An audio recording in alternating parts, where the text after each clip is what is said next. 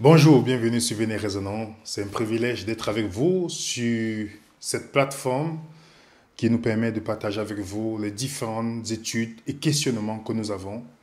Bien évidemment, vous voyez bien le nom, c'est Venez Raisonnant. Et nous remercions Dieu pour cette plateforme qui, je le répète tout le temps, nous sommes dans cette plateforme pour étudier. Nous ne sommes ni pasteurs, ni apôtres, ni rien du tout. Nous sommes que des serviteurs inutiles et qui sont des étudiants de la Bible. Et c'est pourquoi vous qui êtes connectés, nous supposons que vous venez aussi parce que vous êtes des étudiants de la Bible et qu'en partageant ensemble, s'il y a des points qui ne sont pas clairs, vous êtes toujours libre de nous envoyer par email vos points d'interrogation et c'est toujours avec plaisir de pouvoir répondre, surtout les mercredis à 19h30. On fait un mercredi sur deux où nous répondons à des questions en direct, des questions que vous avez, peut-être des choses qui n'étaient pas claires. Donc c'est toujours important. Nous remercions aussi Dieu pour toutes ces personnes qui prient, qui nous encouragent de part et d'autre dans le monde. Et je voulais particulièrement aussi remercier des gens qui nous ont posé des questions sur le matériel et qui ont aidé pour, si vous voyez parfois des qualités d'image changer au fur et à mesure, c'est parce qu'il y a des personnes qui regardent et disent qu'ils veulent améliorer les choses. Nous vous remercions aussi pour cela. Donc nous sommes dans notre série Dieu en procès. Et cette série, vous êtes nombreux à avoir réagi pour cette série. Vous avez envoyé des questions, vous avez envoyé vos commentaires, comment cette série vous aide. Et je regarde tous les commentaires parfois ou les messages que vous envoyez.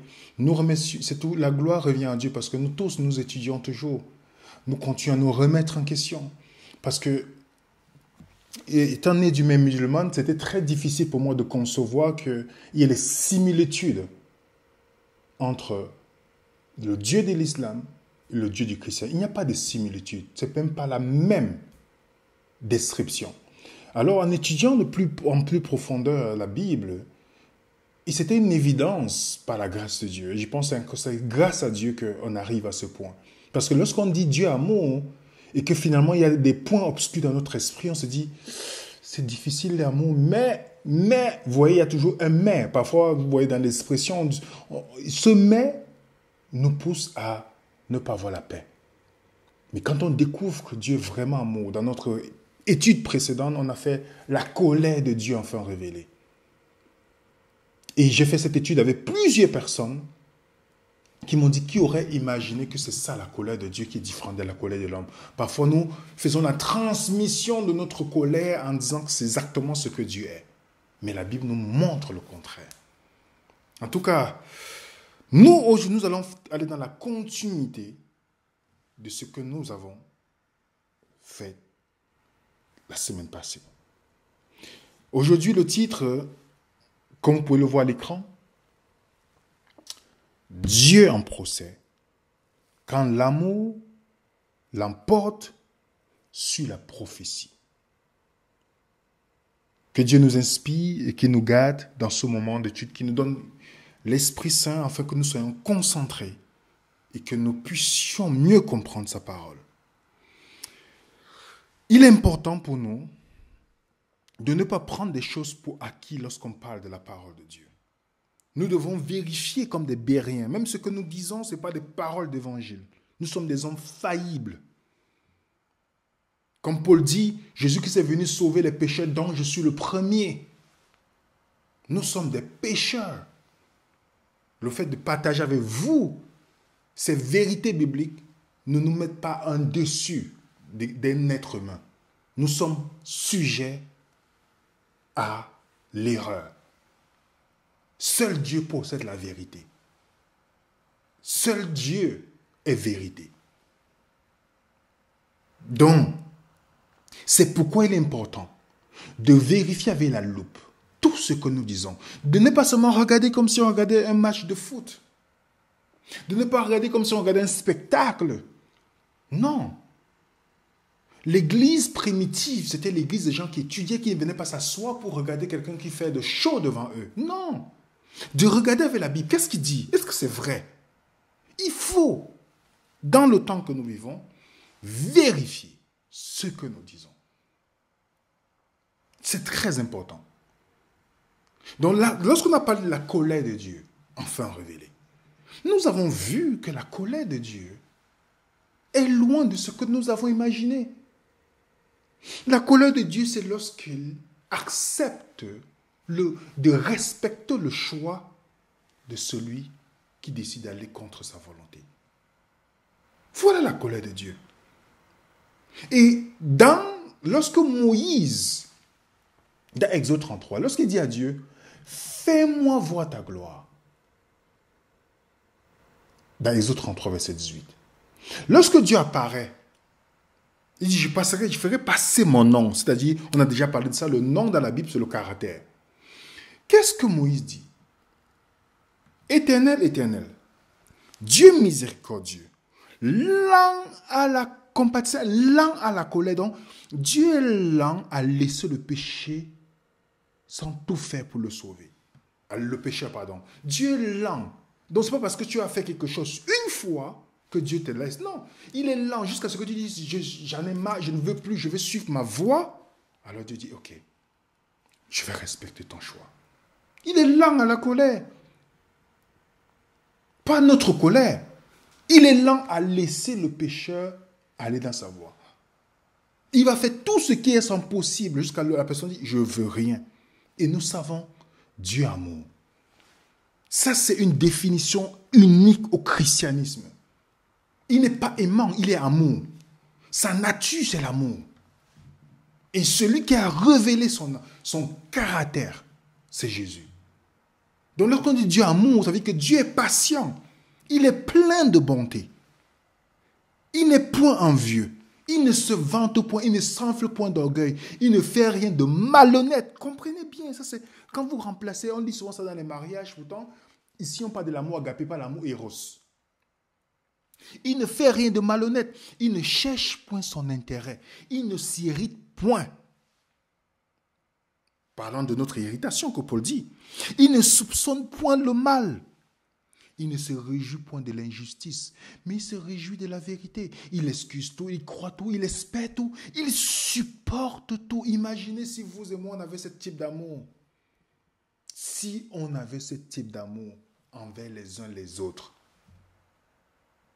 Est-ce que le caractère de Dieu ne serait pas révélé au monde pour dire, voilà, Jésus a dit, je veux qu'ils soient un, comme toi et moi, nous sommes un. Donc quand le monde va voir qu'ils sont un, imaginez si les chrétiens avaient l'amour les uns les autres.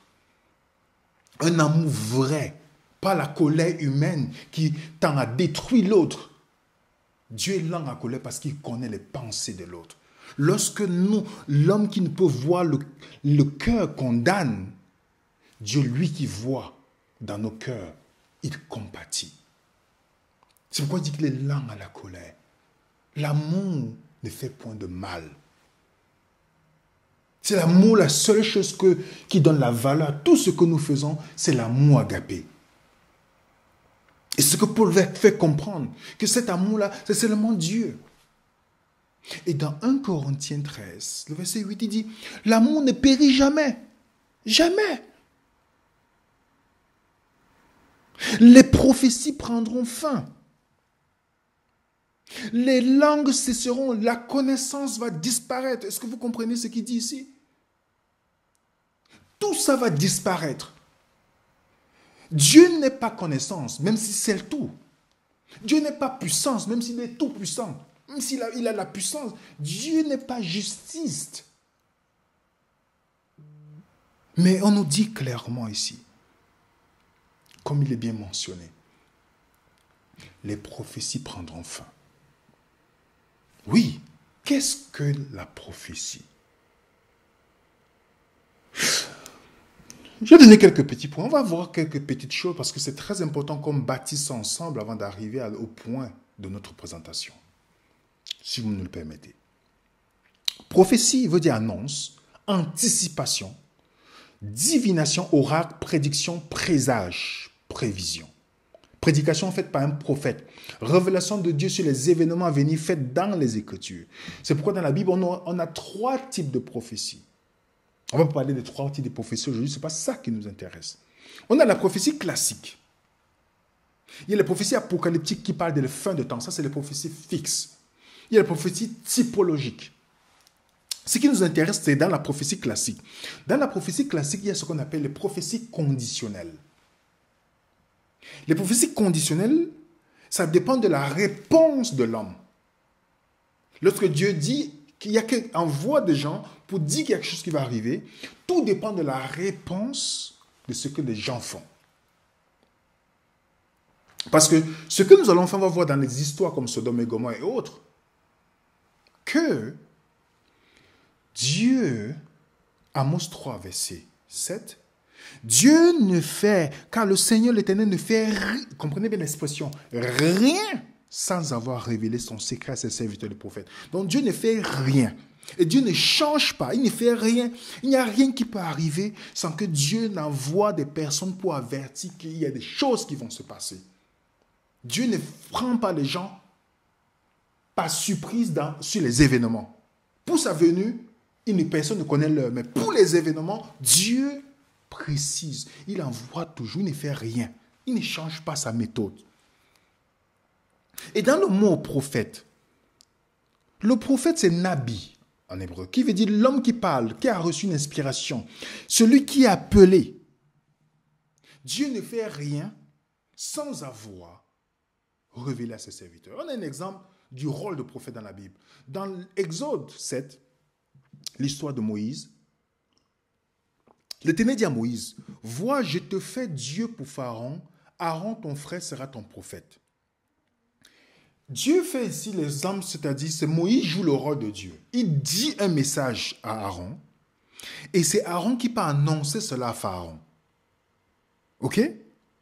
Il annonce les oracles. Donc le prophète, c'est un envoyé. C'est un envoyé que Dieu envoie. Vous allez lire par exemple dans Néhémie 9, verset 26. Néanmoins, ils se soulevaient et se revoltaient contre toi. Ils jetaient ta loi derrière leur dos. Ils tuaient tes prophètes qui les conjuraient de revenir à toi. Donc Dieu envoyait les prophètes pour parler aux gens, pour qu'ils reviennent de leur mauvaise voie. C'était ça l'objectif de Dieu lorsqu'il envoie les prophètes. Pour qu'ils viennent, il y avait les faux prophètes, il y avait les vrais prophètes. Les faux prophètes venaient là pour séduire le peuple, pour les amener dans les mauvaises voies. Et Dieu se sert des prophètes pour toujours envoyer le message. Parce qu'il y a quelque chose que Dieu fait, qui est dans son caractère. Ézéchiel 33 nous dit, « Dis-le, je suis vivant, dit le Seigneur l'Éternel. Ce que je désire, ce n'est pas la mort, ce n'est pas que le méchant meure, mais ce qu'il change de conduite et qu'il vive. Revenez. Revenez de vos mauvaises voies. Pourquoi mourrez-vous, maison d'Israël? Pourquoi mourriez-vous, maison d'Israël? Vous allez voir que on a déjà fait cette étude dans l'auteur, et Dieu est-il l'auteur de mal? On a vu que le mal, c'est le choix. Comme Ézéchiel 18, 30 nous dit, « Afin que l'iniquité ne cause pas votre ruine, dont le péché. » La ruine vient du péché. Ce qu'un homme sème, c'est ce qu'il récolte. La ruine ne vient pas de Dieu, mais la ruine vient de ce que l'homme désobéit. Dieu y a les conséquences. Celui qui fume et qui chope un cancer de poumon, ce n'est pas Dieu qui lui donne le cancer de poumon. C'est pourquoi Paul dit, on ne se moque pas de Dieu, ce qu'un homme sème, c'est ce qu'il va récolter. Vous allez voir qu'on va voir les histoires comme Sodome et Gomorrhe ou tout ça. Vous allez voir que c'est les mêmes choses que Dieu fait. Parfois, je vois les gens nous envoient des questions isolées. Alors qu'en est-il de Sodome et Gomorrhe? Ça veut dire que quelque part, le caractère de Dieu n'est pas clair dans notre esprit. Il y a un principe dans la Bible qui est pareil pour tous. Dieu ne peut pas dire, pour Sodome et Gomorrhe, je vais les traiter différemment par rapport à d'autres personnes. Vous allez voir que c'est des principes qui se ressemblent. Jean 5, verset 14, Jésus dit, « Voici, tu as été guéri. Ne pêche plus de peur qu'il ne t'arrive quelque chose de pire. » Pourquoi? Parce que c'est très important qu'on comprenne ce que nous allons voir maintenant avant d'entrer et de conclure notre sujet. Nous sommes dans l'étude ici. Le mur de protection C'est un principe que je vais aborder la prochaine fois pour montrer comment Dieu travaille sur la terre et comment Satan travaille. Vous allez voir la différence. Regardez Job 1. Job 1, Satan vient dire à Dieu, ne la tue pas, toi, entouré de toutes parts d'une haie de protection, lui et sa maison, tout ce qui lui appartient. Donc l'ennemi voit que tous les gens ont une protection de Dieu. Il a vu que Job était protégé par Dieu. Il ne pouvait pas avoir accès à Job. Parce que Job cherchait la volonté de Dieu dans sa vie. Zacharie 2, verset 5 nous dit, « Je serai pour elle, dit l'Éternel, une muraille de feu tout autour. » C'est pour dire une protection, un mur spirituel. Et vous allez voir que dans Ésaïe 30, le verset 13 nous dit, « À cause de cette iniquité sera, cause de cela, cette iniquité vous sera comme la fente d'une muraille. La ruine vient soudainement. » Comprenez bien, le péché brise la protection que Dieu donne à la personne. Est-ce que vous voyez ça? Il y a toujours un mur de protection et c'est le péché qui brise cette muraille. C'est pourquoi on nous dit dans Psaume 34, « L'ange de l'Éternel campe autour de ceux qui le craignent et il les arrache du danger. » L'ange de l'Éternel campe autour. Donc fait un mur de protection. Vous vous rappelez l'histoire d'Élisée lorsqu'il a vu comment le chariot était, quand ses yeux sont ouverts, il a vu une protection. C'est ça que Dieu nous donne. Et Satan a besoin de notre coopération pour agir. Par exemple, Éphésiens, quand Paul dit ne donnez pas accès au diable. Pourquoi il dit ne donnez pas accès au diable? On a le mot opportunité, endroit, espace. Le péché est un principe qui donne l'opportunité à l'ennemi. Le péché c'est quelque chose qui donne accès à l'ennemi. C'est quoi Paul dit? Afin de ne pas laisser à Satan l'avantage sur nous, car nous n'ignorons pas ses desseins. Satan, son objectif, c'est de pouvoir avoir une brèche, qui est une brèche dans notre vie. Par cette brèche élargie, il va avoir accès pour nous nuire. Il avait besoin de cette brèche-là pour Job. Parce qu'on nous dit qu'il est descendu animé d'une grande colère. Il a peu de temps. Il veut détruire au maximum. Satan, c'est un être qui ne peut pas frapper Dieu. Imaginez, votre voisin ne peut pas vous frapper. Vous êtes plus fort que lui. Alors, il sait qu'il calcule le moment où vos enfants rentrent de classe. Il décide de frapper vos enfants. Ça va vous faire plus de mal. Dieu dit, celui qui vous touche à la prunelle de mes yeux. Et Satan cherche au maximum de détruire la créature faite à l'image de Dieu. Ça, c'est son objectif. Détruire. Il est le destructeur. La Bible dit, il est le prince de ce monde, le prince de la puissance de l'air, le Dieu de ce monde. Oui, voilà ce que Satan est. Voilà ce que Satan est. Alors, quand Dieu établit les prophètes, c'est toujours pour prévenir le peuple des catastrophes que l'ennemi va utiliser pour pouvoir les détruire à cause de leur péché. Ça a toujours été l'objectif de Dieu. Que même quand le peuple était dans le péché, comme on dit qu'il est lent à la colère, il est lent à laisser le peuple continuer dans la mauvaise voie. C'est pourquoi il envoie des prophètes pour leur dire, écoutez, va leur dire qu'il y a des brèches, il y a telle chose qui va arriver. C'est pourquoi dans 2 Pierre 3, verset 9 nous dit, le Seigneur ne tarde pas dans l'accomplissement de la promesse, mais comme quelques-uns le croient, mais il use de patience envers vous, ne voulant qu'aucun périsse. Dieu use de patience. Dieu use de patience. Dans Matthieu 18, Jésus dit, verset 14, de même, ce n'est pas la volonté de votre Père qui est dans les cieux qu'il se perde un seul de ses petits. Dieu ne veut pas que les gens, il ne veut pas que quelqu'un meure. Ce n'est pas la volonté de Dieu. Il n'est pas venu pour perdre. Mais nous vivons dans une grande controverse. Un conflit cosmique. Jean 10, verset 10 nous dit, le voleur, comprenez bien l'expression de Jésus, le voleur ne vient que pour dérober, égorger, détruire. Il parle qui dans Jean 10? De Satan.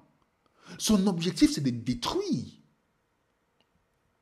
Jean 8, verset 44, on dit, il est le meurtrier dès le commencement.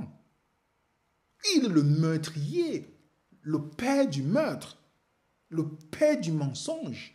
C'est lui qui a amené la mort sur la terre. Hébreux 2, 14. Ainsi donc, puisque les enfants participent au sang, la chair ayant également participé lui-même, afin que par la mort, il anéantit celui qui a la puissance de la mort, c'est-à-dire le diable. Oui, il anéantit. On nous dit que c'est un lion. Il est comme le diable rôde comme un lion rugissant, cherchant qui va dévorer. Satan est constamment en train de chercher qui va dévorer et détruire. Il cherche l'opportunité. Dans le livre d'Apocalypse, les anges qui font du mal, on appelle Apollyon. Apollyon, qui veut dire destructeur.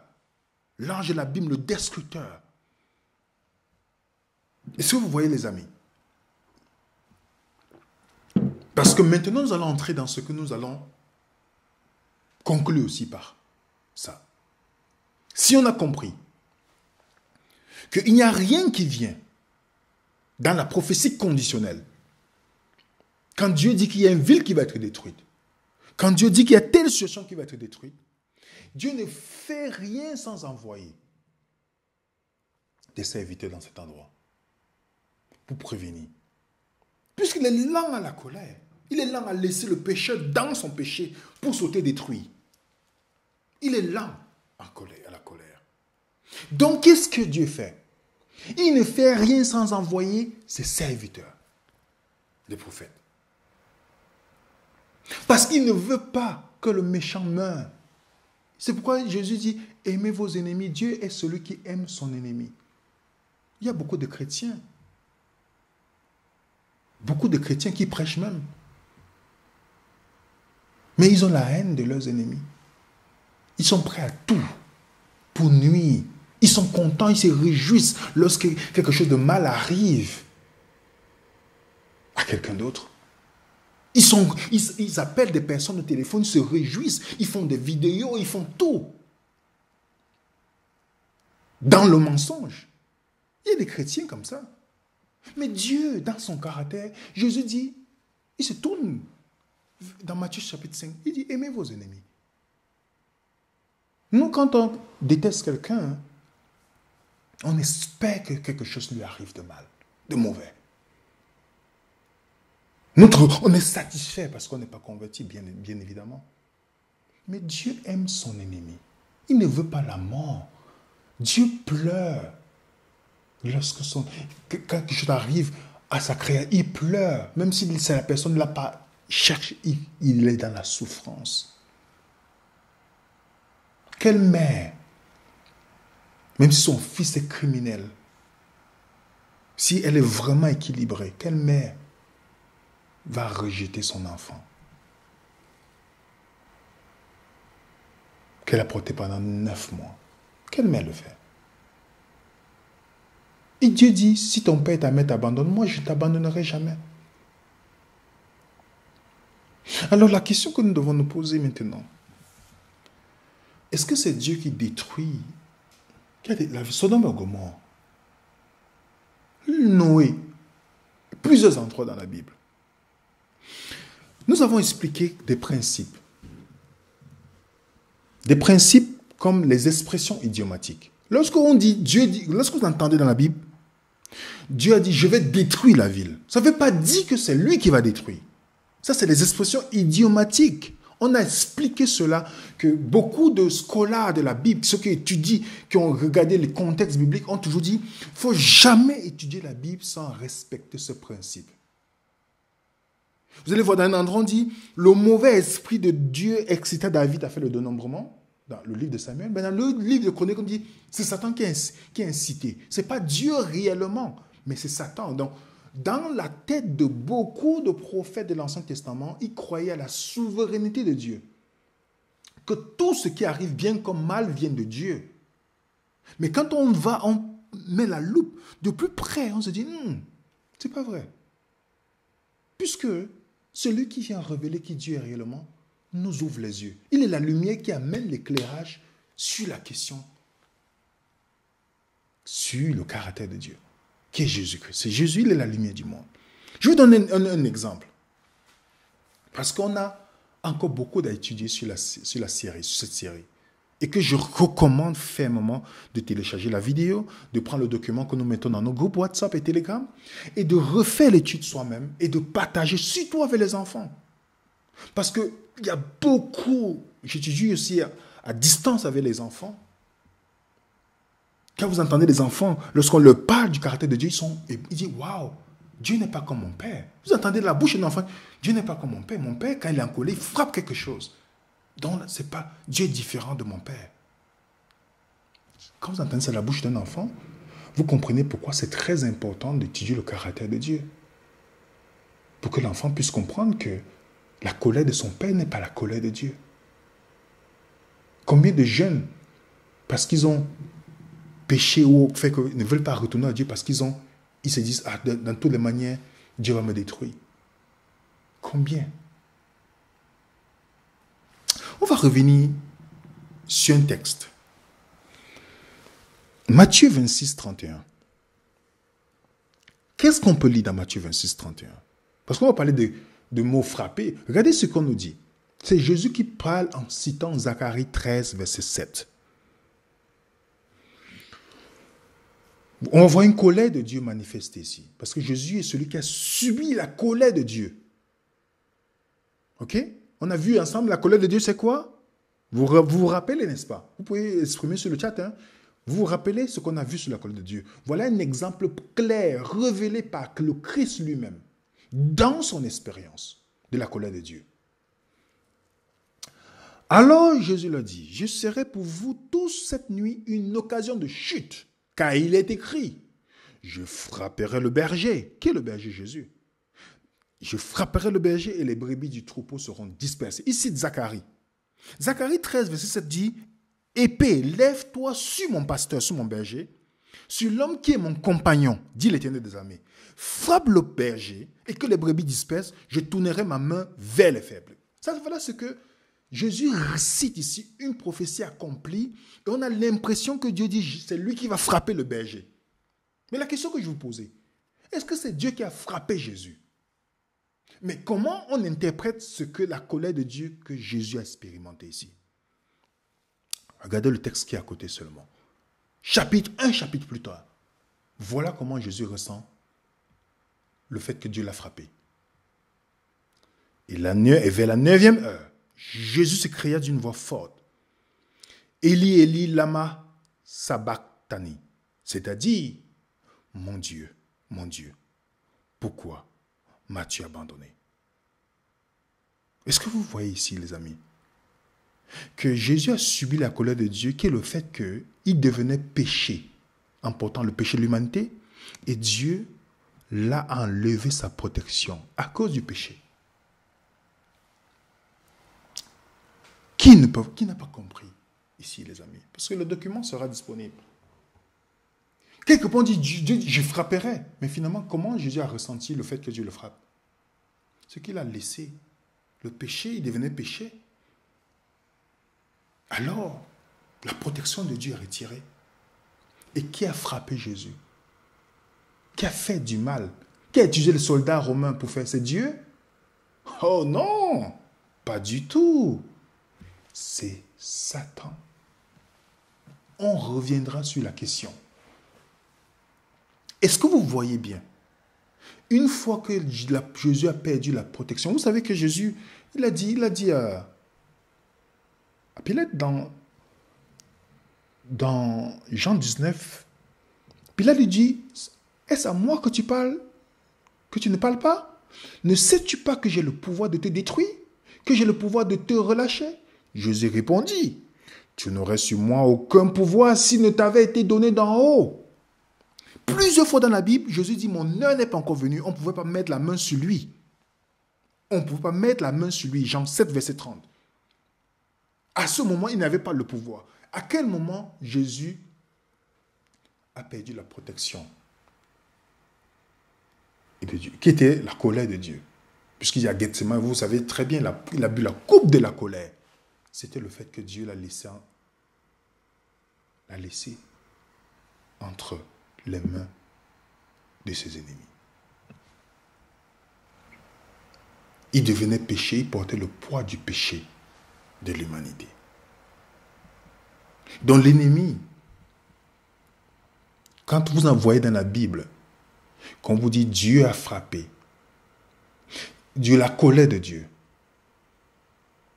ou telle ville, ça ne veut pas dire que c'est Dieu qui a frappé. C'est le fait qu'il arrêté et le destructeur vient. Je vais vous donner un autre exemple. Job 42. Job, on dit, les frères, les sœurs et les anciens amis de Job vinrent tous le visiter, manger avec lui dans sa maison. Il le plaignit, il le consolait.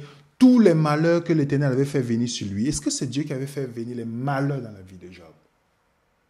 Je vous laisse répondre. Puisque vous avez étudié le livre de Job, je vous laisse répondre. Qui a demandé?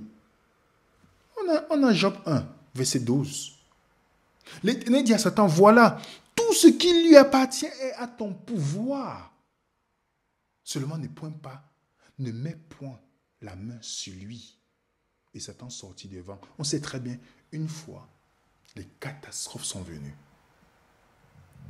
Les catastrophes. Pourquoi? Parce que Satan avait dit, ne l'as-tu pas protégé? Tu l'entourais pas d'une aire de protection, lui et sa maison? Donc Satan reconnaissait lui-même que Job était protégé. Et Satan voulait que Job frappe, que Dieu frappe Job. Remarquez bien ce que Dieu dit à Satan.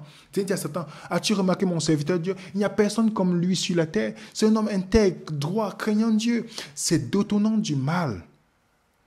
Il demeure ferme dans son intégrité. Tu m'excites à le perdre sans motif. D'autres versions disent, tu m'excites à lui faire du mal sans motif. Tu veux que je lui fasse du mal. Mais ce n'est pas Dieu qui agit dans la vie de Job. Est-ce que vous voyez, les amis? Parce qu'on va revenir sur les villes maintenant. Je veux qu'on comprenne, on intègre bien. Je veux un autre exemple sur l'histoire d'Égypte.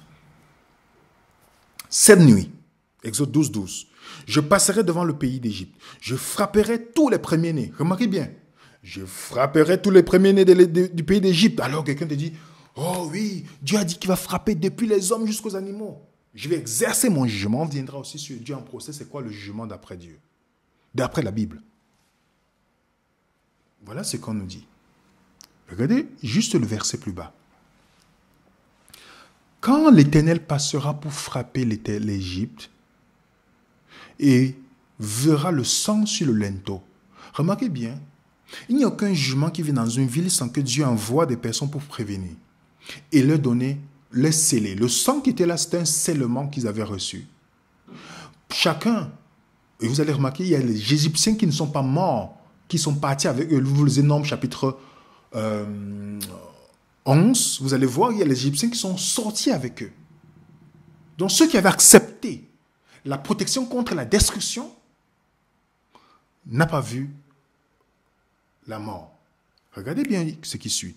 Verra le sang du linteau sur les deux poteaux. L'Éternel passera par-dessus la porte et il ne permettra pas, comprenez bien l'expression, aux destructeurs d'entrer dans vos maisons pour frapper.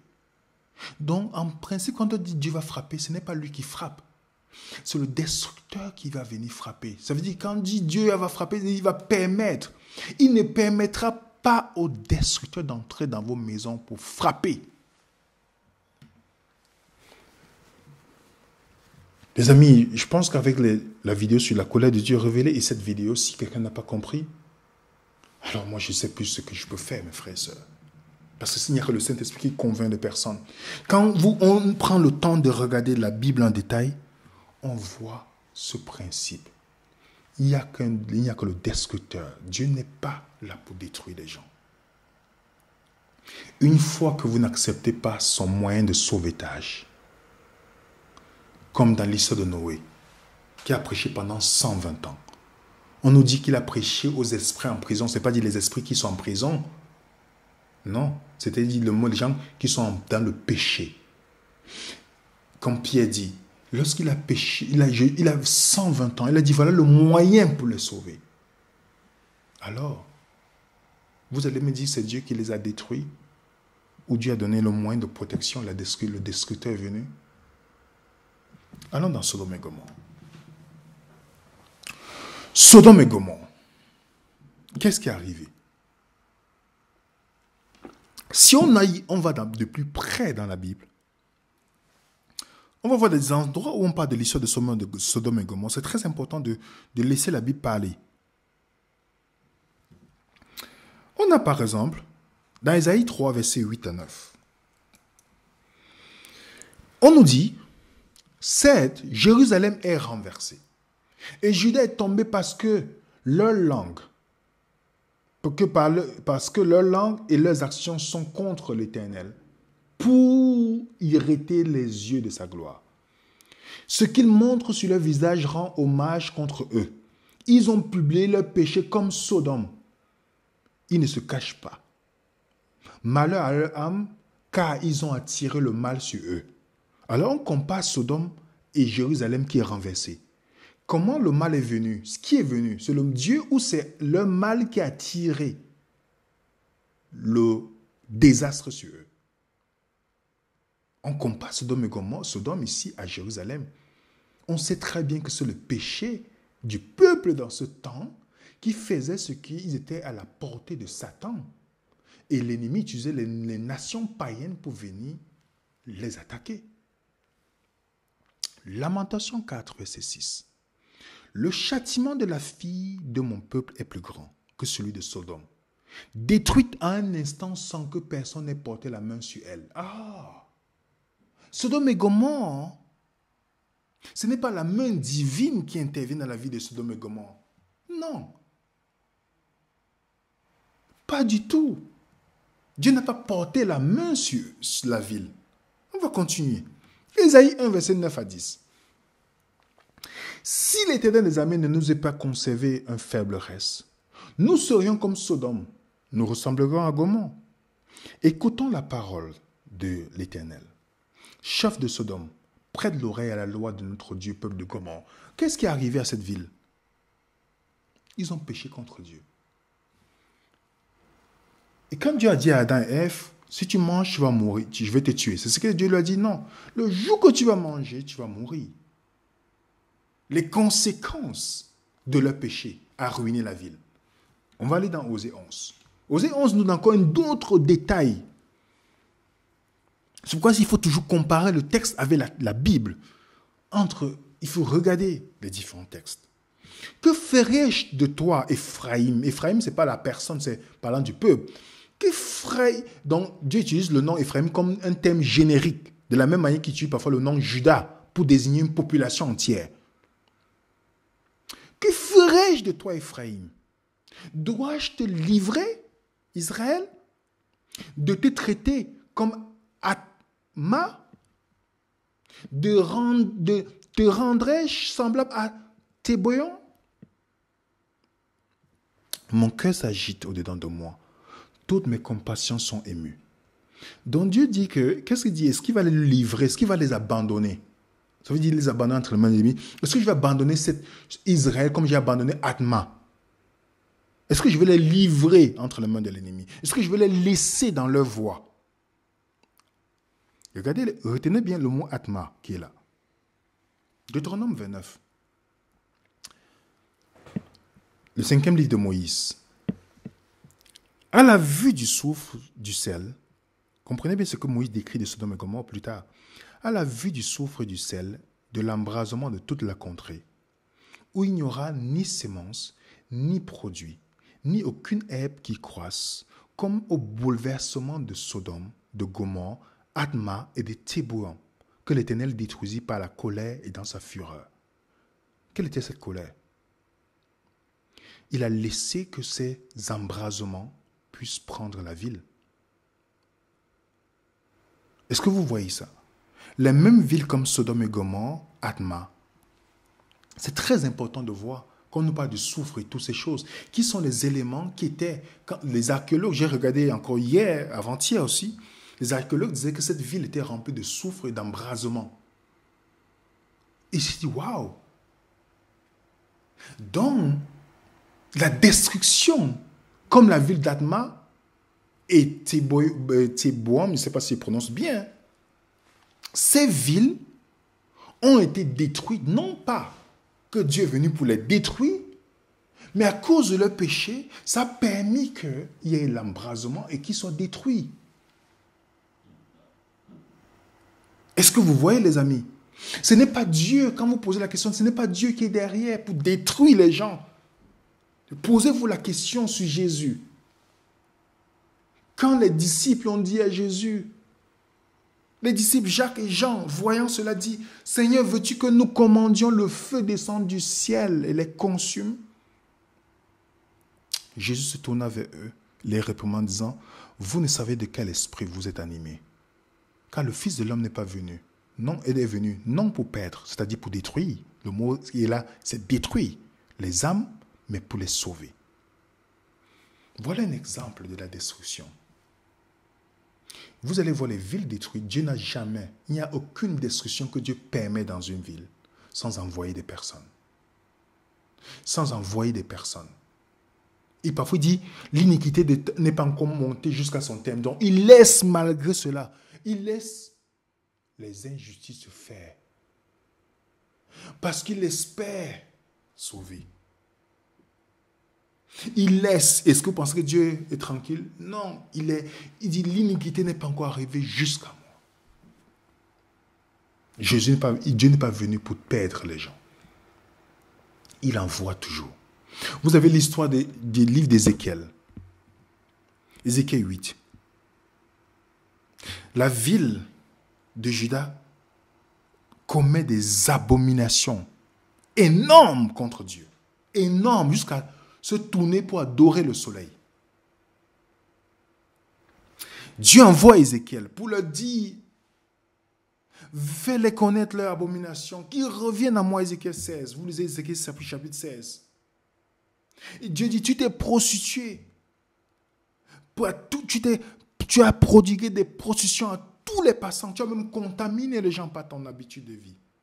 Ézéchiel 23, verset 38, Dieu dit, et voici, elles ont souillé mon sanctuaire. Ils ont même souillé le sanctuaire de Dieu.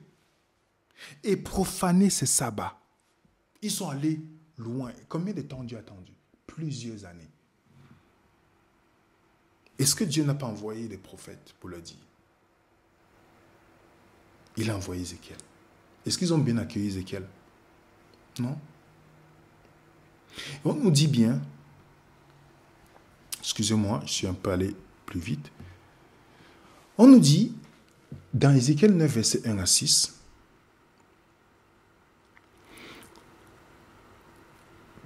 on nous dit, puis il cria d'une voix forte, approchez-vous, vous qui devez châtier la ville. Qui devait châtier la ville? Chacun son instrument de destruction à la main. Voici 6 hommes arrivaient par le chemin de la porte supérieure du côté septentrion, du nord, qui viennent du côté du nord. Vous voyez bien l'expression du nord. Ok? Il y a chacun son instrument de destruction à la main. Il y avait au milieu d'eux un homme vêtu de lin, portant une écritoire de ceinture. Il vint se placer près de l'autel des reins. Et la gloire du Dieu d'Israël s'éleva du chérubin. Cet homme en lin, qui est décrit comme Jésus, vous allez voir qu'une fois la gloire de Dieu a quitté le temple, les 6 hommes sont restés. Quand vous aurez le temps de vous allez lire. La partie en jaune, on dit, n'approchez pas. de quiconque aura sur lui la marque, commencez par mon sanctuaire. Il commençait par les anciens qui étaient devant la maison. Donc, avant que Dieu ne quitte la ville, avant que la gloire, quand la gloire de Dieu est en train de quitter la ville, Dieu se rassure que son peuple est scellé. Parce qu'une fois scellé, rien ne pourra arriver. Au temps d'Égypte, c'était le sang. Au temps de Noé, c'était l'arche. Ici, on scelle. Ceci est notre type de scellement qu'ils reçoivent pour la protection contre quand le destructeur vient, rien ne leur arrive. Et quand on va étudier le livre d'Apocalypse, vous allez voir que exactement, c'est ce principe qui va se répéter.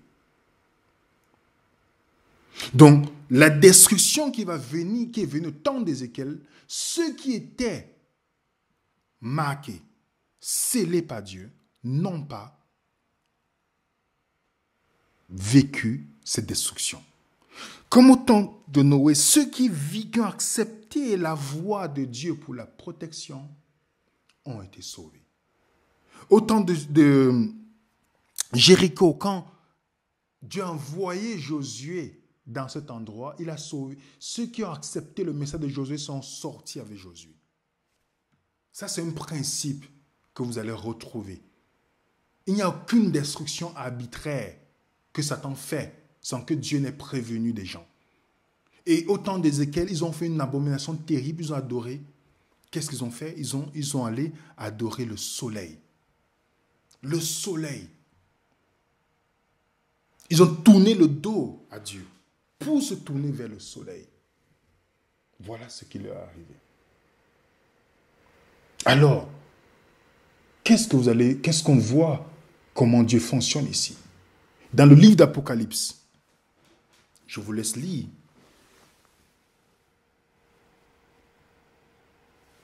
Qu'est-ce qu'on voit dans le livre d'Apocalypse? Apocalypse chapitre 7, le verset 1 à 3. Après cela, je vis 4 anges. Vous allez voir que c'est le même procédé de temps d'Ézéchiel. Aux 4 coins de la terre. Dans le livre d'Apocalypse, vous allez voir l'ange Apollyon qui est le destructeur. Il retenait, remarquez bien, il y a 4 anges, remarquez bien, il y a 4 anges qui retiennent les 4 vents. Dans la Bible, le vent est synonyme aussi des anges. Vous lisez le livre d'Ézéchiel, vous allez voir ça. Donc, il retient, il y a 4 anges qui retiennent 4 autres anges. Mais les anges maléfiques ici, afin qu'ils ne soufflent point de vent sur la terre. Donc, ces anges ont la capacité de souffler même les événements, les catastrophes naturelles pour que le mal arrive. Est-ce que vous voyez qui ne souffle point de vent sur la terre, ni sur la mer, ni sur aucun arbre. Et je vis un ange qui montait du côté du soleil levant, qui tenait le sceau, remarquez bien exactement, qui tenait le sceau de Dieu vivant. Il cria d'une voix forte aux 4 anges qui avaient été donnés de faire du mal à la terre et à la mer. Ne faites point de mal à la mer, à la terre, ni à la mer, ni aux arbres, jusqu'à ce que nous ayons marqué du sceau le front des serviteurs de notre Dieu. Voilà les anges qui retiennent à ceux qui étaient venus. Remarquez bien, quand vous voyez que c'est le vent, on comprend le texte que le vent ici c'est les anges, parce qu'il dit bien, je vis un autre ange qui, du côté du soleil levant, et qui tenait le sceau de Dieu, du Dieu vivant, il cria d'une voix forte aux 4 anges, à qui fut donné le pouvoir. Dans les 4 vents, si vous remarquez bien, quand on aura le temps d'étudier le livre d'Apocalypse, vous allez voir les 4 vents. Les 4 vents que vous voyez là. Les 4 vents. Qu'est-ce qu'on peut voir dans les 4 vents? Ils avaient pour but de détruire. De détruire. Mais pour cela, Dieu a toujours trouvé un moyen pour ceux qui acceptent sa volonté. Il a toujours trouvé un moyen pour ceux qui acceptent son message. Je ne suis pas en train de dire ici que tous ceux qui n'ont pas accepté le christianisme vont être perdus. Vous savez, nos grands-parents, arrière-grands-parents qui n'ont pas connu le christianisme, Dieu a trouvé un moyen pour eux. Romains 2, vous aurez le temps de lire Romains chapitre 2, à partir du verset 11 à 14. Les païens peuvent être sauvés si ils seront jugés selon leur conscience. Parce que dans Acte 17, Dieu dit, Dieu tient compte du temps d'ignorance de tout un chacun. Dieu n'est pas un Dieu arbitraire. Il va pas dire, ceux qui n'ont pas accepté Jésus, il y a les gens, tant que vous avez reçu le message, que vous rejetez la protection de Dieu. Mais ceux qui ont péché sans la loi seront jugés sans la loi. C'est ce que Paul précise clairement. Donc, il n'y a rien qui arrive dans le monde. C'est un principe que vous devez garder à l'esprit. Ne m'isolez pas l'histoire de Sodome et Gomorrhe pour dire, mais alors Sodome et Gomorrhe, non. Tout cela, vous allez voir que c'est les conséquences du choix des personnes et les catastrophes. Et Jésus vient nous révéler qu'il n'y a qu'un destructeur qui est Satan. Dieu, dans sa colère, va finalement respecter le choix des gens qui le rejettent. Il ne force personne. Dieu n'est pas le forceur universel. Il veut que les gens vivent, mais il a donné le libre arbitre. Donc dans sa colère, une fois que on continue à le rejeter, il respecte notre choix. Il respecte notre choix. Nous allons conclure avec cette histoire qui doit être celle, quand vous pensez à la destruction d'une ville, vous devez penser à cette histoire. Dès que vous voyez dans la Bible une destruction, vous allez voir même Dieu n'a jamais voulu qu'Israël ait l'armée. Dieu n'a jamais voulu qu'ils aient l'armée. Pour ceux qui ont suivi ma conférence là-dessus, il n'a jamais voulu. Ils ont voulu avoir l'armée comme d'autres nations. On voit bien que Dieu n'a jamais approuvé ce côté. L'objectif de Dieu, c'est de chasser les nations. Mais finalement, ils ont commencé à faire les guerres. Quand David vient faire la guerre, qu'est-ce que Dieu lui dit? Quand il veut construire le temple, Dieu dit, non. Tes mains sont remplies du sang, David. Tu ne peux pas faire ça pour moi. Je suis saint. Je ne supporte pas le sang qui est versé. Pourtant, on avait l'impression que Dieu était avec David, n'est-ce pas? Mais Dieu n'approuve pas la destruction. Et on a vu dans le principe d'accommodation, c'est que Dieu essaie de prendre les hommes dans le niveau où ils sont, dans leur niveau d'éducation, dans leur niveau culturel, afin de les amener graduellement. C'est comme ça qu'on traite avec le pécheur. Ce n'est pas venir lui dire, tu dois arrêter de faire ça. Non. Dieu prend dans l'accommodation. Il essaie de l'amener pour le faire comprendre son idéal. L'idéal de Dieu, c'était de faire comprendre à David.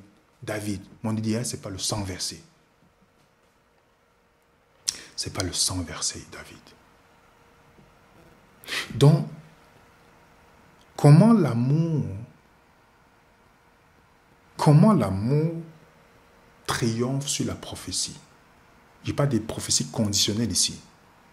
Chaque fois qu'il y a une destruction qui vient dans une ville, chaque fois qu'il y a une catastrophe qui vient, chaque fois qu'il y a un événement majeur annoncé, Dieu envoie ses prophètes pour annoncer, pour que les gens se préparent à accepter le moyen de sauvetage de Dieu, soit par l'âge, soit par en sortant de la ville, soit par le sang qui est sur le linteau, soit par le fait d'être marqué. Dieu a toujours trouvé un moyen de sauvetage. Et il a toujours trouvé un moyen d'envoyer quelqu'un pour pouvoir prévenir la ville. Donc nous allons conclure avec l'histoire de Jonas. Jonas, qui est un livre très intéressant. Très intéressant parce que le livre de Jonas t'explique comment Dieu travaille avec le prophète pour l'amener à comprendre son plan pour l'humain. Dans Jonas 1, magnifique livre, la parole de l'Éternel fut adressée à Jonas, fils d'Amittai. En ces mots, lève-toi, va à Ninive, la grande ville. Jonas était prophète, n'est-ce pas? Il dit, crie contre elle, car sa méchanceté est montée jusqu'à moi.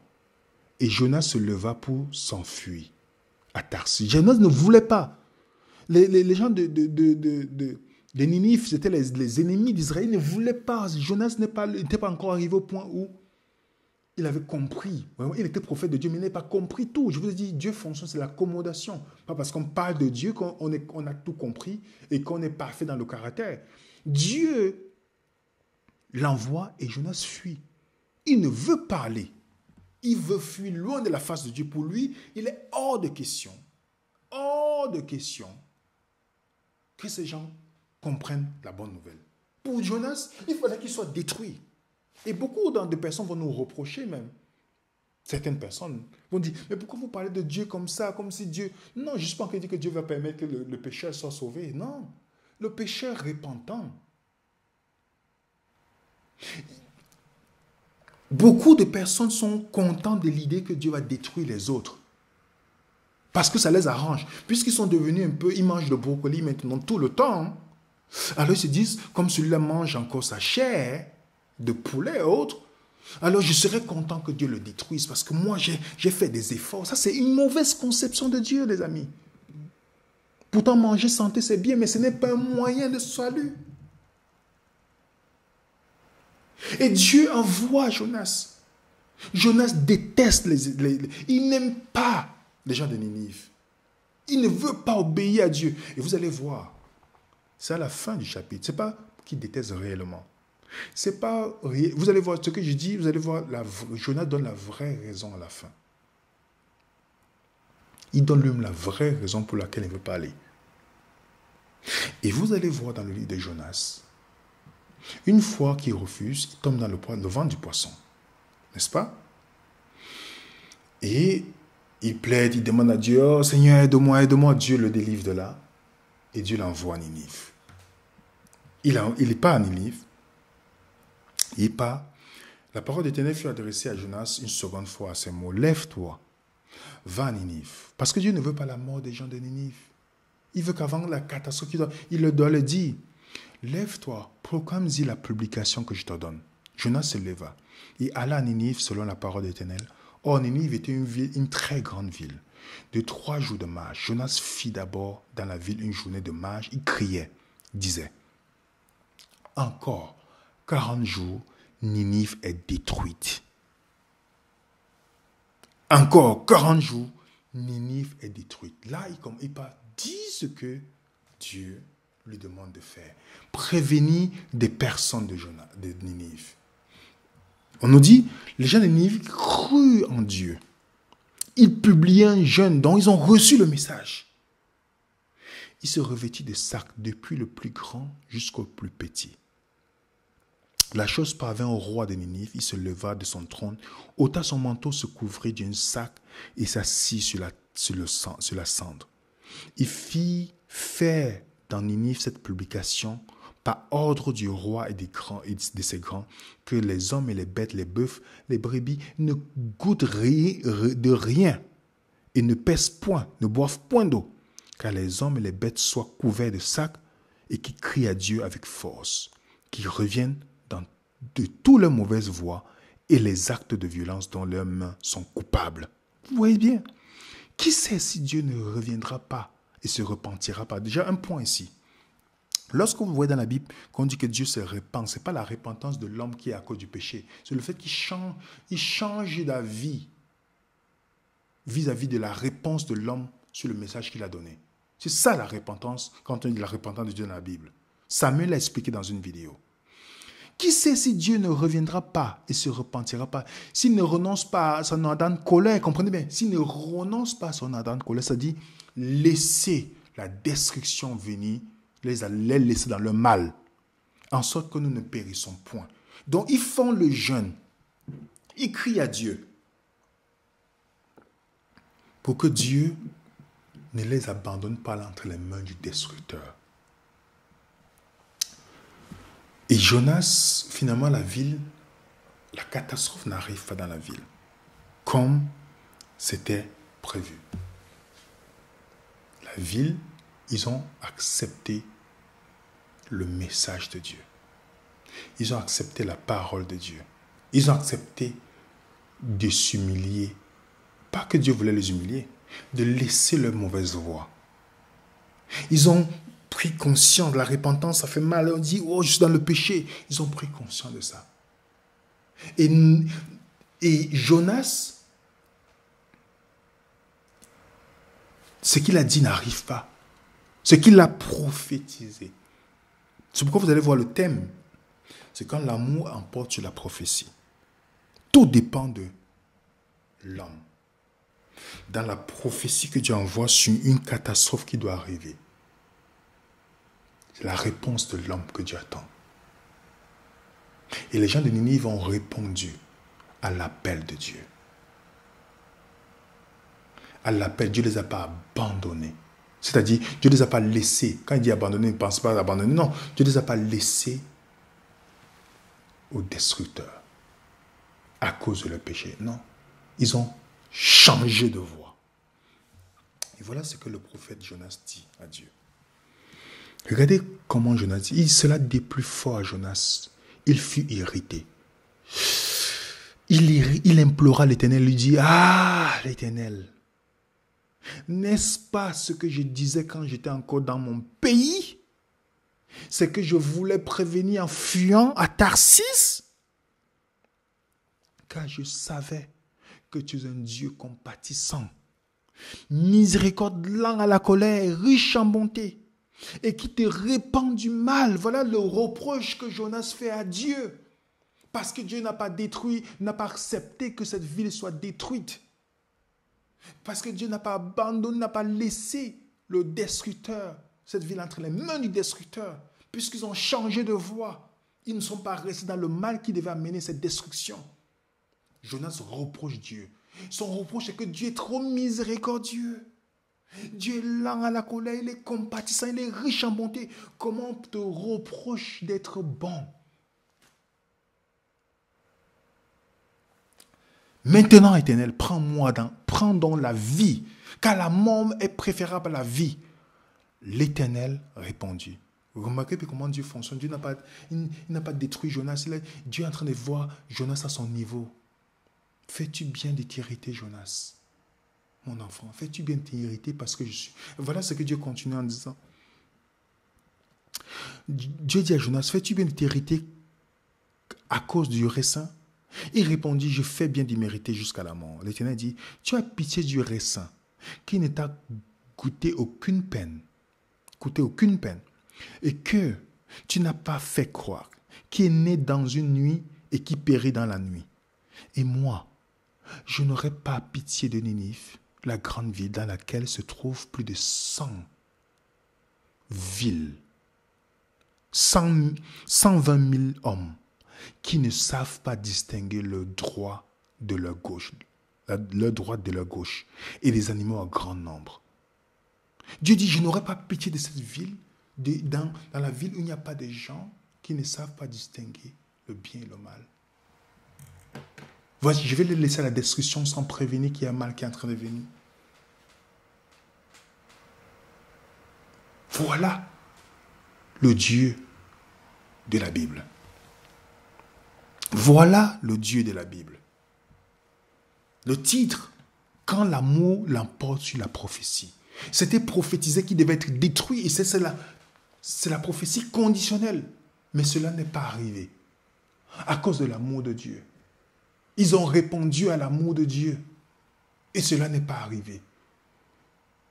Jusqu'à ce que le prophète de Dieu se fâche contre Dieu d'être bon, d'être compatissant, d'être lent à la colère. Voilà ce que Dieu fait. Quand Abraham plaidait avec Dieu dans Genèse 18, vas-tu laisser périr le juste et le méchant? S'il y a 10, Dieu dit, j'épargnerai la vie. S'il y a 5 ans, il a commencé par 50, s'il y a 5 ans, j'épargnerai. Dieu dit, la ville sera épargnée à cause de ces justes. S'il y a 20, il est descendu jusqu'à 10. Cette ville a été épargnée. Satan est venu. Pourquoi? Il n'y avait pas. On dit le seul juste qui était là, c'était Job. Excusez-moi, Lot. Le livre de Pierre te dit que c'est Lot, le juste. Et Dieu a envoyé pour qu'il sorte. Et Dieu voulait même que les gens suivent. Ils ont refusé. Vous voyez comment ce qui se passe lorsque vous lisez une histoire, il y a la destruction dans la Bible. Pensez au fait que il n'y a rien qui arrive sans que Dieu n'envoie ses prophètes. Parce qu'il ne veut pas la mort du méchant. Il veut que le méchant se détourne de ses voies. Dieu veut toujours trouver un moyen de protéger l'homme de la destruction. Il a fait l'âge. Finalement, c'est les animaux qui sont plus entrés que les humains. Est-ce que Dieu devait venir forcer le libre arbitre? Non. Les gens qui seront sauvés, c'est les gens qui vont dire à Dieu que ta volonté soit faite dans ma vie. Les gens qui seront perdus, c'est ceux à qui Dieu va dire que ta volonté soit faite dans ta vie, comme C.S. Lewis dit. Donc, nous devons comprendre ce principe en ce qui concerne la destruction des villes.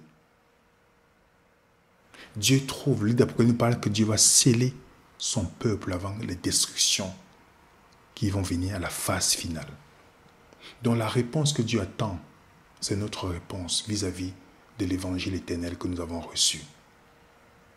C'est notre réponse qui va faire ce que nous ayons marqué de son sceau sur notre front.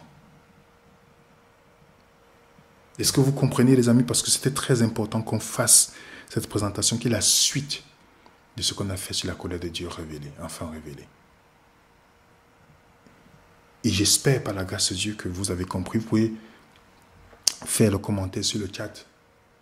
S'il y avait des questions, parce que c'est un principe, nous ne devons pas isoler les versets bibliques, nous devons comprendre ce principe. Il n'y a rien qui arrive sans que Dieu envoie ses prophètes. Parce que Dieu ne veut pas la mort du méchant, il veut que le méchant vive. Il aime ses ennemis, au point d'envoyer des gens pour les prévenir. Je n'ai pas vu, en tout cas jusqu'aujourd'hui sur la terre, je n'ai pas vu quelqu'un aimer son ennemi jusqu'à envoyer, s'il y a une situation qui doit venir, du mal qui doit arriver à son ennemi, envoyer tout ce qui est à son possible pour que ce mal n'arrive pas à son ennemi. Je n'ai pas vu. Je n'ai pas encore vu. Mais je l'ai vu dans le Dieu révélé par Jésus. C'est pourquoi Paul dit, soyez les imitateurs de Christ. Nous devons imiter. Donc quand vous voyez toutes les destructions qui sont dans la ville, vous allez voir dans un endroit, on dit, il faut que tous les Cananéens, Moïse dit, les Cananéens doivent être tous éradiqués. Mais plus tard dans le livre des Juges, vous retrouvez les Cananéens. Pourquoi? Ça veut dire que ceux qui ont reçu le message n'ont pas été. Ils ont reçu le message, les catastrophes ne sont pas venues sur eux. Plusieurs nations qu'on voit, les Cananéens. Est-ce que vous n'avez pas vu Jésus-Christ soigner la fille d'une Cananéenne dans Matthieu 15? Comment ils sont là s'ils étaient tous détruits? Comment c'est possible? Donc vous voyez comment nous ne lisons pas la Bible avec les lunettes faites par tout ce que nous avons écouté, les prédicateurs. Non, lisons avec la lunette de Jésus-Christ. Et Dieu est lent à la colère. L'amour l'emporte toujours sur la prophétie quand il s'agit des prophéties conditionnelles. L'amour l'emporte toujours. Pas parce que quand Ninive a répondu, dans l'amour de Dieu les a protégés de la situation. En tout cas, merci pour ce moment que vous avez pris. Nous remercions Dieu pour cette opportunité. Nous avons encore une autre étude qui est importante la semaine prochaine, par la grâce de Dieu. Donc, partagez au maximum. Mettez un coup de pouce pour que cette vidéo soit référencée sur YouTube. Les documents, on les met sur Telegram et sur notre WhatsApp. Et si vous avez des questions qui ne sont pas comprises claires, notre email est à la description de cette vidéo. Vous nous envoyez le mail et mercredi, nous répondrons aux questions, réponses en direct. Par la grâce de Dieu. Donc merci encore pour le temps que vous prenez pour ce moment d'étude. Et nous vous remercions pour vos messages, pour vos encouragements, pour tous ceux qui nous soutiennent. Nous avons reçu une invitation en Afrique récemment pour des personnes qui ont soif là-bas. Et vous voyez avec la situation aujourd'hui, si vous voulez avoir plus d'informations pour soutenir, pour qu'on puisse se déplacer pour cela en Afrique, contactez-nous par notre email si vous voulez soutenir cette action, parce que les gens n'ont pas beaucoup de moyens, mais il y a un besoin fort de là-bas, de venir, et nous voulons répondre à cette invitation par la grâce de Dieu. Et si vous voulez apporter votre pierre à la touche pour aider ces personnes, contactez-nous. Ça nous fera plaisir de vous répondre à toutes les questions que vous avez. Alors, nous vous disons à la semaine prochaine par la grâce de Dieu. N'hésitez pas à mettre un coup de pouce sur cette vidéo. Et merci pour vos prières. Et nous remercions Dieu, car toute la gloire lui revient. C'est grâce à lui que nous sommes vivants. Et nous vous demandons de continuer à prier afin que Dieu nous aide à toujours comprendre, à partager et à continuer à vivre dans notre vie de sanctification, dans nos faiblesses qui nous aident tous les jours à compter sur sa force et sa puissance. Que Dieu vous bénisse. Je vous souhaite une très bonne après-midi, bonne soirée pour d'autres et bon appétit pour certains. Que Dieu vous bénisse abondamment et à très bientôt sur Véné Raisonnement.